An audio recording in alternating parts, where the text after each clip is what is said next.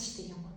Мен туралы артынан өсе бермейтін қылыш деген кезде Аллах айтқан ғой, пенделерім мен туралы жаман ойда болғанда деген, сен кімсің деген ғой.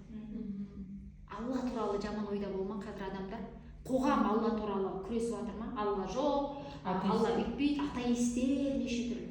Енді ойлаңызшы, бізді жаратқан Раббымыз туралы адамдар тура ойда болмай жатқанда, оны өткізіп жібереді. Өйткені ол кім? Жаратылысынан бәрі. Міне, Аллах жаратушы, мәңгі тірі. Айтады ғой, Алладан басқа ұлық ешкім жоқ. Алла өте мейірімді, Алла тірі, Алла бар. Болды. Осыған иман келтіреміз біз. Жүрекпен келтіреміз.